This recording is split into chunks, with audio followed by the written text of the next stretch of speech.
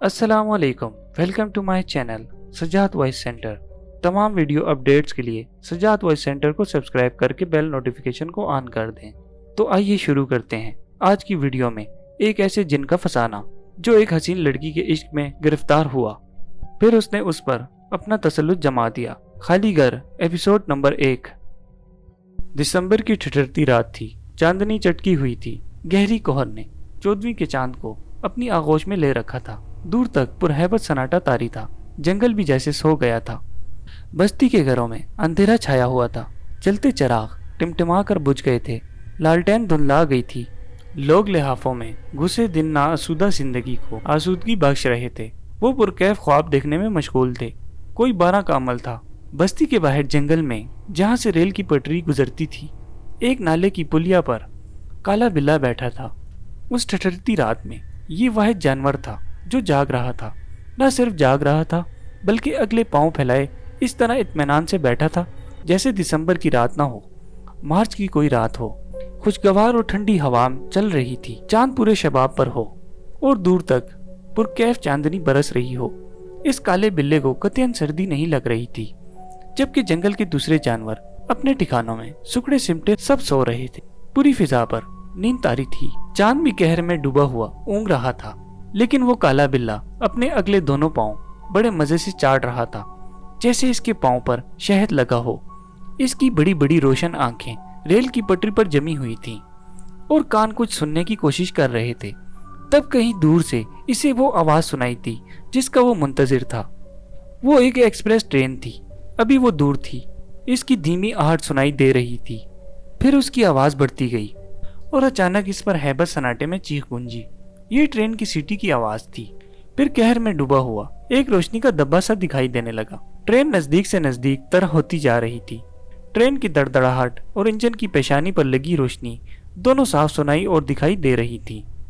चंद लम्हों में गाड़ी इस छोटी सी पुलिया से गुजरने वाली थी। तब वो काला बिल्ला गुर्रा कर खड़ा हो गया। उसने अपनी नजरें इंजन पर गाड़ दी। उसी वक्त ट्रेन को ब्रेक लगने शुरू हो गई। ड्राइवर को कोई इंसान सफेद चादरों में लिपटे हुए नजर आए थे। वो बराबर पटरी पर सर रखे लेटे हुए थे। वो इसे अचानक ही दिखाई दिए थे। कहर इतनी गहरी थी कि करीब की चीजें भी धुंधली दिखाई दे रही थी। ड्राइवर को जब ये इंसान पटरी पर लेटे हुए नजर आए तो गाड़ी इनके सर पर पहुंच चुकी थी। दुनिया की कोई ताकत उन्हें अब ट्रेन के नीचे आने से नहीं बचा सकती थी। फिर भी ड्राइवर ने इमरजेंसी ब्रेक लगाई। गाड़ी रुकते रुकते भी इन सफेद लाशों से गुजर गई। गाड़ी की आखिरी बोगी पुलिया के सामने रुकी। काले बिल्ले ने पुलिया से छलांग लगाई और गार्ड के कंपार्टमेंट की तरफ मुंह उठाकर देखने लगा। गार्ड अशरफ अहमद, जो ऊँग गया था, गाड़ी के रुकते ही चौंक गया। इसने खिड़की को उठाकर देखा। दूर तक किसी स्टेशन के आसार नहीं थे। इसके हिसाब से अभी स्टेशन आने में 1 घंटा बाकी था। फिर ये गाड़ी कहाँ रुक गई? अशरफ अहमद ने जल्दी से अपनी टोपी सर पर रखी, लाइट उठाकर दरवाजा खोला और दरवाजा खोलकर इसने बाहर झांका। चांदनी रात के बावजूद इसे कहर के अलावा कुछ नजर नहीं आया। वो अपने डब्बे से नीचे उतरा ताकि ड्राइवर के पास जाकर सूरत हाल मालूम करे। अभी इसने आखिरी सीढ़ी पर पांव रखा ही था कि इसके कानों में मियाऊ की आवाज आई। अशरफ अहमद को बड़ी हैरत हुई कि इस ठठरती रात में ये बिल्ली कहाँ से आ गई। ये वक्त ज्यादा सोचने का ना था। इसने लाइट का रुख काले बिल्ले की तरफ किया और इस पर सरसरी सी निगाह डालता हुआ आगे बढ़ गया। इस वक्त इसके सर पर यह फिक्र सवार थी कि गाड़ी क्यों रुकी। गार्ड के आगे जाने के बाद काले बिल्ले ने एक छलांग लगाई और गार्ड के डब्बे में दाखिल हो गया। अशरफ अहमद बड़े दिलगुर्दे का आदमी था, लेकिन इसे आगे जाते हुए अचानक खौफ सा महसूस हुआ। इसकी रीढ़ की हड्डी में जैसे सनसनाहट सी फैल गई। चंद कदम आगे बढ़ाने के बाद इसने पीछे मुड़कर देखा। उस जगह लाइट डाली जहां बिल्ली दिखाई दे रही थी, मगर अब वहां कुछ भी ना था। फिर वो अपने खौफ को झटक कर तेज तेज इंजन की तरफ बढ़ने लगा। अभी अशरफ अहमद दूर नहीं गया था कि इसे सामने से कोई टार्च लिए भागता हुआ नजर आया। वो इंजन ड्राइवर सादिक हुसैन था। वो टार्च की रोशनी ट्रेन के नीचे डालता हुआ तेजी से भागा आ रहा था। गार्ड अशरफ अहमद को देखकर रुक गया। क्या हुआ? अशरफ अहमद ने सादिक हुसैन को पहचान कर पूछा। क्या किसी ने जंजीर खींची है? नहीं, सर गाड़ी मैंने खुद रोकी है, सादिक हुसैन ने हांफते और कांपते हुए कहा। क्यों, खैर तो है? अशरफ अहमद की पेशानी पर बल पड़ गए। खैर नहीं है सर, मुझे यकीन है वो सब मर गए होंगे। सादिक हुसैन बहुत परेशान था। कौन मर गए होंगे? ये तुम क्या कह रहे हो? अशरफ अहमद ने घबरा कर पूछा। मेरे साथ आ जाएं, आगे चलकर देखते हैं। सादिक हुसैन अशरफ अहमद के डब्बे की सिमत बढ़ते हुए बोला। पर हुआ क्या, कुछ बताओ तो? अशरफ अहमद ने पूछा। सर खुदा की कसम, मैंने जानबूझकर उन्हें नहीं मारा। वो लोग मुझे अचानक नजर आए थे और जब नजर आए उस वक्त गाड़ी इनके सरों पर पहुंच चुकी थी। सादिक हुसैन अपनी धुन में बोले जा रहा था। कौन थे वो लोग इस ठठरती रात में? ऐसे जंगल में वो क्या कर रहे थे? अशरफ अहमद इसके साथ साथ गाड़ी के नीचे पटरियों पर रोशनी डालता तेजी से आगे बढ़ रहा था। वो कहीं थे और सफेद चादरों में लिपटे हुए, सर पटरी पर रखे लेटे थे। बस मैंने इतना ही देखा था, सादिक हुसैन ने बताया। अब अशरफ अहमद का डब्बा आ चुका था। अब तक उन्हें कुछ नजर न आया था। सादिक, यहाँ तो कुछ भी नहीं है। अशरफ अहमद ने पटरियों पर दूर तक नजर डालते हुए कहा। सर थोड़ा सा आगे बढ़कर और देख लें, सादिक हुसैन ने कहा। तब आगे बढ़कर अशरफ अहमद ने सादिक हुसैन का हाथ पकड़ लिया और बोला, यार खुदा का कुछ खौफ खाओ, इस सर्दी में कौन पटरी पर सर रख कर लेटेगा, और वो भी सफेद चादरों में? अगर किसी को खुदकशी करना ही थी तो इसे ट्रेन की जरूरत ना थी। इस जंगल में बंदा लेटे लेटे ही अल्लाह को प्यारा हो सकता है। सर मैं सच कहता हूँ, मैंने इन आंखों से 4-5 आदमियों को पटरी पर सर रखे लेटे हुए देखा था। तब ही तो मैंने गाड़ी को ब्रेक लगाए थे। सादिक हुसैन ने बड़े यकीन से कहा। अच्छा, अब जो हमाकत होना थी वो हो गई। गाड़ी चलाओ और ये 10 मिनट तुमने जो बर्बाद किए हैं इसे बराबर करो। गाड़ी को स्टेशन पर राइट टाइम पहुंचना चाहिए। ये कहकर अशरफ अहमद डब्बे में चढ़ गया। सादिक हुसैन नादिम होता हुआ इंजन की तरफ बढ़ा। इसे अपनी नजरों पर बड़ा गुस्सा आ रहा था। इसकी समझ में नहीं आ रहा था कि आखिर इसने देखा क्या था। यहाँ से वहां तक इसे कोई चीज नजर नहीं आई थी जो इंसानों का रूप धार लेती। बहरहाल वो फरेब नजर का शिकार हुआ था। ये बात इसकी समझ में अच्छी तरह आ गई थी। गाड़ी रुकने के बाद जब स्टेशन आने के कोई आसार पैदा न हुए तो कई मुसाफिरों ने ठंडी हवा की परवाह किए बगैर खिड़कियां उठाई। बाहर उन्हें पुरहैबत सन्नाटे और धुंध के सिवा कुछ नजर न आया। वो हैरान रह गए कि जंगल में आखिर गाड़ी किस लिए रुकी। किसी ने कहा, यार कहीं डाकू ना आ गए हों। कोई बोला, क्या पता किसी ने जंजीर ही खींची हो। एक मुसाफिर ने जो खिड़की से बाहर झांक रहा था, उसने ड्राइवर सादिक हुसैन को टार्च लिए गुजरते देखा तो समझा गार्ड हैं। वो इससे मुखातिब हुआ, गार्ड साहब क्या हुआ? भाई अभी तो कुछ नहीं हुआ। फिर गाड़ी क्यों रुकी हुई है? मैं इसे अभी चलाता हूँ जाकर, आप फौरन खिड़की बंद कर लें।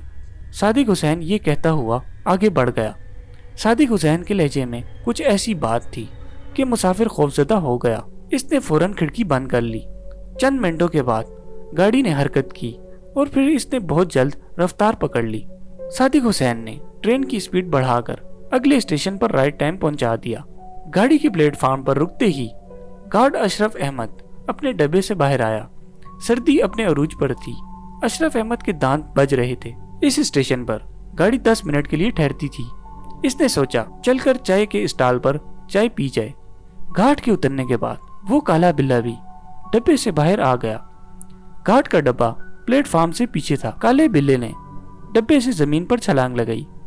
छलांग लगाते ही जैसे वो फिजा में तहलील हो गया। वो जमीन पर नहीं गिरा। हाँ, अलबत्ता एक लहीम शहीम शख्स कंबल ओढ़े प्लेटफार्म की तरफ चलता हुआ नजर आ रहा था। इस स्टेशन पर चंद मुसाफिर भी डब्बे से बाहर आए। ये ज्यादातर चाय की फिक्र में ही उतरे थे। 1-2 मूंगफली के ठेले की तरफ ही बढ़े। इस लहीम शहीम शख्स ने प्लेटफार्म पर आकर गाड़ी के डब्बे पर नजर डाली। इस डब्बे का दरवाजा खुला हुआ था। वो पूरे इत्मीनान से डब्बे में दाखिल हो गया और एक मुनासिब जगह देखकर फर्श पर बैठ गया। इसने कंबल इस तरह ओढ़ा हुआ था कि इसका चेहरा छुप गया था। बस नाक और मुंह का थोड़ा सा हिस्सा नजर आ रहा था। वो अपनी चाल ढाल और लिबास से कोई मजदूर दिखाई दे रहा था। किसी मुसाफिर ने इस पर कोई तवज्जो न दी। ये दराज कद लंबा चौड़ा आदमी जिस डब्बे में चढ़ा था, इससे मलहक बोगी एक बारात जा रही थी। इसमें बारातियों के अलावा कोई मुसाफिर ना था। रास्ते में बहुत से मुसाफिरों ने बोगी खाली देखकर इसमें चढ़ने की कोशिश की थी तो उन्हें बड़ी मुश्किल से रोका गया था। अब भी बड़े स्टेशन के कुछ मुसाफिर इधर आने की कोशिश करते थे। अब इन लोगों ने बोगी के दरवाजे अंदर से बंद कर लिए थे। कोई कितना ही दरवाजा पीटता ये ना खोलते। बोगी में खूब हंगामा हो रहा था। बाराती अपनी अपनी पसंद की टोली बनाए बैठे थे। लड़के ताश खेलने में मसरूफ थे, लड़कियां गानों में मसरूफ थीं। ये तय किया गया था कि पूरी रात कोई सोएगा नहीं। यूं ट्रेन में वैसे भी नींद कहाँ आती है, लेकिन कुछ नींद के रसिया ऐसे भी थे जिन्हें सूली पर भी नींद आ जाती थी। जब ऐसे लोग सोने की कोशिश करते तो उन्हें फौरन उठा दिया जाता, उनके ऊपर से कंबल खींच लिया जाता या लड़कियों से ढोलक लेकर इनके कान पर बजाई जाती तो वो बेचारा खसबा कर उठ जाता और कहता, मैं सो थोड़ा ही रहा था, मैं तो ऐसे ही लेटा था। लड़कों ने एक बंदे की ड्यूटी लगाई थी कि वो पूरी बोगी में घूम फिर कर देखे और उसे जहां भी कोई सोता हुआ नजर आए तो फौरन थाने में आकर इतला दे। इस बारात के मोमर लोग यानी दुल्हा के अब्बा, ताया, चचा और मामू वगैरह या उन लोगों के हम उम्र दोस्त बोगी के एक कोने में अपनी महफिल जमाए हुए थे। किस्से कहानियां चल रही थी, आप बीती और जग बीतियां सुनाई जा रही थी। फिर तय हुआ कि हर शख्स अपनी जिंदगी का कोई नाकाबिले फरामोश वाकया सुनाएगा। फिर बात होते होते जिन्नात पर ठहरी। सबसे पहले मैं आपको एक वाकया नहीं 2 वाकयात सुनाऊंगा। फुरकान मामू ने अपने गिर्द इस तरह कंबल लपेटते हुए कहा, ये दोनों वाकयात सच्चे हैं, मैं बजाते खुद इनका ऐनी शाहिद हूँ। मामू, क्या आपने जिन देखे हैं?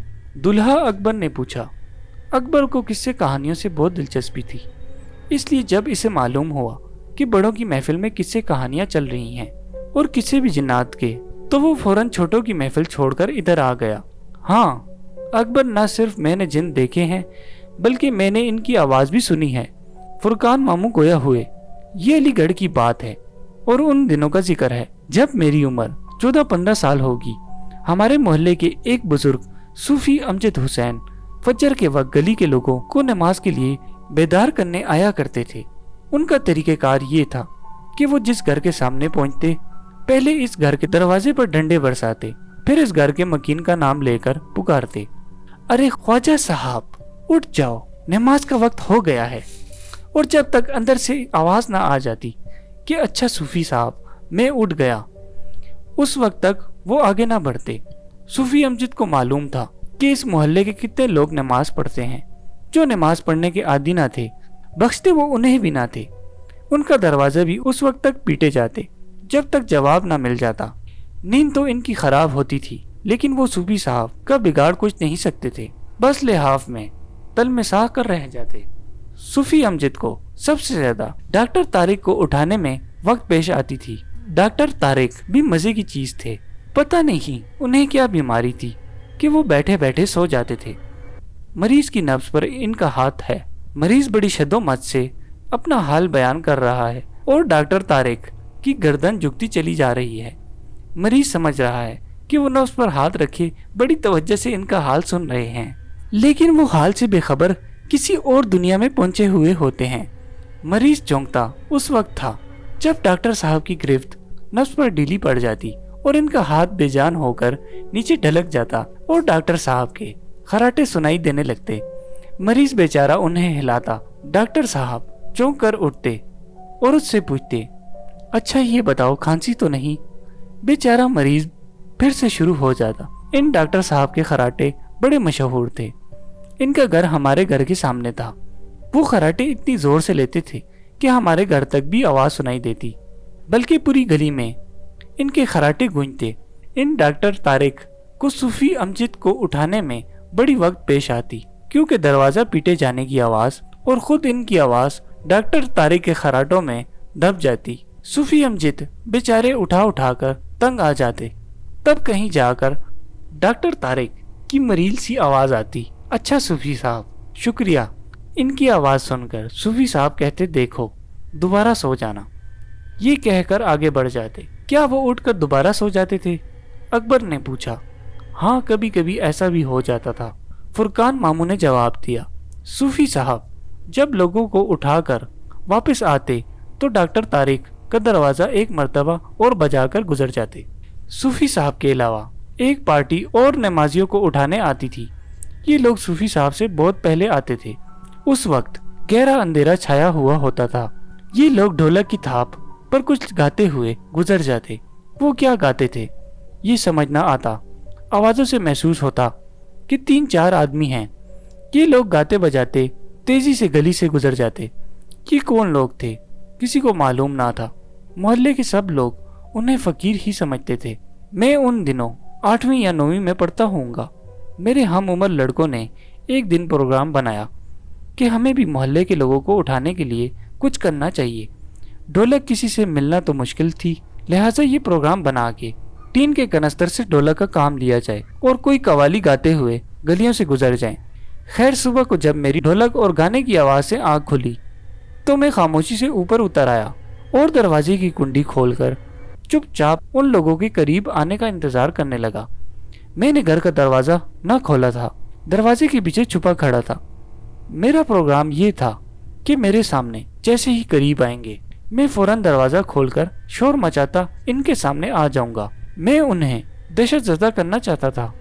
وہ لوگ گاتے بجاتے جیسے ہی میرے گھر کے سامنے آئے میں نے تیزی سے دروازہ کھولا اور چیخ مار کر ان لوگوں کے اوپر کود گیا۔ ان لوگوں کے اوپر کودتے ہی گانے بجانے کی آواز بند ہو گئی اور مجھے ایسا محسوس ہوا جیسے ٹیپ کو ہائی سپیڈ پر چلا دیا گیا ہو۔ بس چی چوں چاں کی آوازیں سنائی دیں۔ میرے دوست بڑے شرارتی تھے۔ میں نے سوچا کہ یہ خود ڈرنے کی بجائے مجھے ڈرانے کی کوشش کر رہے ہیں۔ گلی میں گہرا اندھیرا تھا، کچھ دکھائی نہیں دے رہا تھا۔ میں نے انہیں پکڑنے کے لیے ایسے ہی ادھر ادھر ہاتھ چلائے تو میرے کانوں میں ایک اجنبی آواز پڑی، ہم وہ نہیں ہیں، تمہارے دوست پیچھے آ رہے ہیں۔ اس آواز کو سن کر مجھے احساس ہوا کہ میں غلطی پر ہوں۔ میرے دوست ابھی نہیں آئے تھے۔ میں نے فقیروں کی ٹولی کو اپنے دوست سمجھ کر انہیں ڈرا دیا تھا۔ میں گلی کی اس سمت بڑھا جدھر سے ان لوگوں نے آنا تھا۔ چند منٹوں کے بعد میں نے گلی کے اگلے سرے پر گانے بجانے کی آوازیں سنی۔ اس وقت میرے دل میں خیال آیا کہ یہ فقیروں کی ٹولی نہیں تھی، میرے اندر میرے اپنے ہی دوست تھے اور مجھے جل دے گئے تھے۔ مجھے ان کی اس شرارت پر بڑا غصہ آیا۔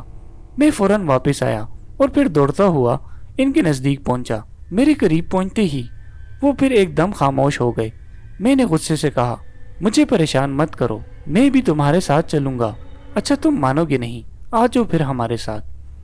گانے بجانے کی پھر آواز آنے لگی۔ یہ آواز ذرا فاصلے سے آ رہی تھی۔ میں پھر ان کے پیچھے بھاگا۔ اب مجھے تاؤ آ گیا تھا کہ اس مرتبہ نہیں چھوڑوں گا، ان میں سے کسی ایک کو قابو کر لوں گا۔ میں جیسے ہی نزدیک پہنچا گانا بجانا پھر بند ہو گیا اور آواز آئی، یہ ایسے نہیں مانے گا، اسے پکڑ کر اٹھاؤ۔ پھر مجھے بازوؤں سے 2 لڑکوں نے پکڑ لیا اور تیزی سے مجھے بھگا کر لے چلے کہ مجھے یہ احساس ہو کہ جیسے میں اڑ رہا ہوں۔ میرے گھر سے کافی آگے انہوں نے مجھے چھوڑ دیا۔ تب مجھے احساس ہوا کہ وہ مجھے چھوڑ کر کہیں غائب ہو گئے ہیں۔ اب دور تک کوئی آواز نہیں آ رہی تھی۔ میں نے سوچا شاید مسجد پہنچ گئے ہوں۔ مسجد نزدیک ہی تھی۔ میں دوڑتا ہوا مسجد میں پہنچا۔ مسجد کے دروازے میں بلب جل رہا تھا۔ میں نے دروازے میں کھڑا ہو کر مسجد کے اندر دیکھا۔ وہ بہت چھوٹی سی مسجد تھی، اس میں مشکل سے 40-50 نمازیوں کی گنجائش ہوگی۔ مسجد خالی پڑی تھی۔ میں واپس ہونے لگا تو میں نے مسجد کے پیشے امام مولوی مختار کو دروازے کی طرف آتے دیکھا۔ میں فوراً رک گیا۔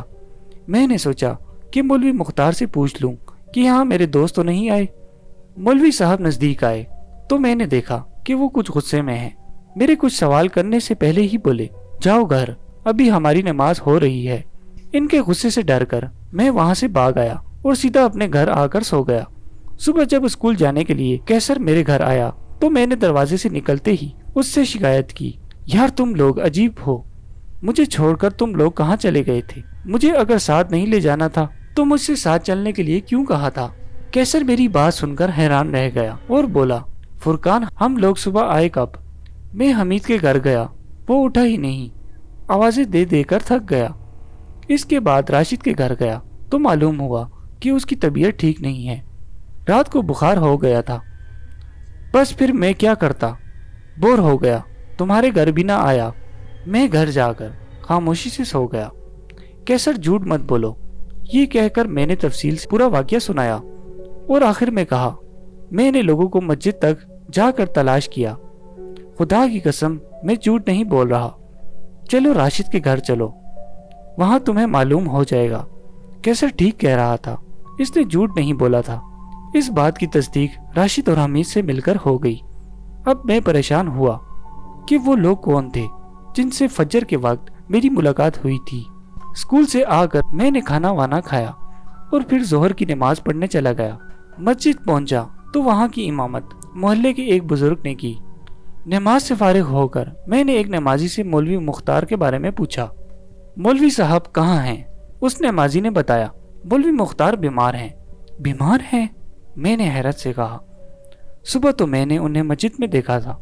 صبح تم نے کیسے مسجد میں دیکھ لیا جبکہ وہ صبح مسجد آئے نہیں؟ صبح چودھری صاحب نے نماز پڑھائی تھی۔ اب میں بڑا چکرایا، مولوی مختار اگر مسجد آئے نہیں تو صبح میں نے کس کو دیکھا تھا؟ انہوں نے بڑے غصے سے کہا، جاؤ گھر، ابھی ہماری نماز ہو رہی ہے۔ تو وہ نماز کس کی ہو رہی تھی؟ فرقان ماموں جب یہ واقعہ سنا کر خاموش ہوئے تو سب کے چہرے پر یہ سوال تھا کہ وہ نماز کس کی ہو رہی تھی۔ فرقان ماموں وہ کون تھے؟ وہ اگر لڑکے نہیں تھے تو پھر کون تھے؟ اکبر نے پوچھا۔ وہ جن تھے، فرقان ماموں نے اپنے گرد کمبل کو اچھی طرح لپیٹتے ہوئے کہا۔ اس کا مطلب ہے مسجد میں مولوی مختار کی صورت میں جو شخص آپ کے سامنے آیا وہ بھی جن تھا؟ بے شک، کیونکہ مولوی مختار اس صبح بیمار تھے، وہ گھر سے نماز پڑھانے نکلے ہی نہیں تھے۔ فرقان ماموں نے کہا، کیا جن بھی نماز پڑھتے ہیں؟ اکبر نے پوچھا۔ ہاں، کیوں نہیں، انسانوں کی طرح جن بھی مسلمان ہوتے ہیں، نماز پڑھتے ہیں۔ ماموں، آپ نے بتایا کہ جب آپ دروازہ کھول کر اچانک باہر آئے تو آپ نے چوں چاہ کی آوازیں سنی، وہ کیا تھی؟ اکبر نے سوال کیا۔ میں یقین سے تو نہیں کہہ سکتا، لیکن میرا خیال ہے کہ وہ جنوں کی زبان تھی۔ ان کے بولنے کا انداز بالکل اسی طرح کا تھا جیسے ٹیپ کو ہائی اسپیڈ میں چلا دیا جائے تو آواز سمجھ میں نہیں آتی، بس چوں چاہ کی آوازیں سی سنائی دیتی ہیں۔ فرقان ماموں نے کہا، اچھا ماموں، اب دوسرا واقعہ سنائیں۔ اکبر پرشوق لہجے میں بولا۔ دوسرا واقعہ یونیورسٹی کے زمانے کا ہے، فرقان ماموں نے کہنا شروع کیا۔ اس وقت ہم نئے نئے یونیورسٹی میں داخل ہوئے تھے۔ ہمارے گھر سے یونیورسٹی کوئی 1 میل کے فاصلے پر ہوگی۔ ہم اس وقت پیدل آیا جایا کرتے۔ سائیکل ہمارے پاس 1-2 سال کے بعد آئی۔ یونیورسٹی سے واپسی پر ہماری 4-5 لڑکوں کی ٹولی ہوتی تھی۔ ہم راستے بھر شرارتیں کرتے آتے۔ علی گڑھ میں نئی بستی کے نام سے ایک محلہ ہے، اس کے پاس ایک مسجد تھی۔ اس مسجد میں ایک تہہ خانہ تھا۔ ہم جب بھی وہاں سے گزرتے تو میری خواہش ہوتی کہ اس تہہ خانے کے اندر جا کر دیکھوں۔ ایک دن ہم ایک گرگٹ کا پیچھا کرتے مسجد کے قریب پہنچ گئے۔ گرگٹ تہہ خانے کے روشن دان میں غائب ہو گیا۔ میں ابھی یہ سوچ ہی رہا تھا کہ تہہ خانے کے اندر جاؤں یا نہ جاؤں کہ مجھے تہہ خانے کی سیڑھیوں سے باہر آتا سرور نظر آیا۔ اس نے مجھے اشارے سے بلا کر کہا، آؤ فرقان، اندر چل کر تہہ خانہ دیکھو گے؟ ہاں، کیوں نہیں، یہ کہہ کر میں سرور کے پیچھے چلا جو اب واپس ہو کر سیڑھیاں اتر رہا تھا۔ دوپہر کا وقت تھا۔ تہہ خانے کی ابتدائی سیڑھیوں پر روشنی تھی۔ میں تیزی سے سیڑھیاں اترنے لگا۔ جو میں آگے بڑھتا گیا روشنی غائب ہوتی گئی۔ سرور اتنی تیزی سے سیڑھیاں اترا تھا، میں چاہتا تھا کہ اسے پکڑ لوں تاکہ تہہ خانے میں مجھے ڈر نہ لگے۔ میں نے تہہ خانے کی آخری سیڑھی پر قدم رکھا ہی تھا کہ میں نے اندر کچھ ہیولے سے دیکھے۔ یہ ہیولے محرابوں کے درمیان بیٹھے تھے۔ جب میں سیڑھیاں اتر رہا تھا تو میرے کانوں میں آوازیں آ رہی تھیں، ارے یہ کون آ رہا ہے؟ یہ تو انسان کا بچہ معلوم ہوتا ہے، اسے کون لایا یہاں؟ یہ کوئی نام لیا گیا جو اب مجھے یاد نہیں کہ شرارت معلوم ہوتی ہے۔ سرور کا دور تک پتہ نہیں تھا۔ تہہ خانے میں اندھیرا تھا، بس اندر سے آوازیں آ رہی تھیں، ارے بھاگو یہاں سے، تمہارے ساتھی چلے گئے۔ پھر کسی نے کہا، یہ آواز سرور کی ہرگز نہ تھی۔ اب اچانک مجھے احساس ہوا کہ کوئی گڑبڑ ہے۔ مجھے بے حد ڈر لگا۔ میں الٹے پاؤں سیڑھیاں واپس چلنے لگا۔ باہر آ کر دیکھا تو میرے سارے ساتھی غائب تھے۔ میں نے دوڑ لگائی لیکن مجھے راستے میں کوئی نہ ملا، یہاں تک کہ میرا گھر آ گیا اور میں گھر میں داخل ہو گیا۔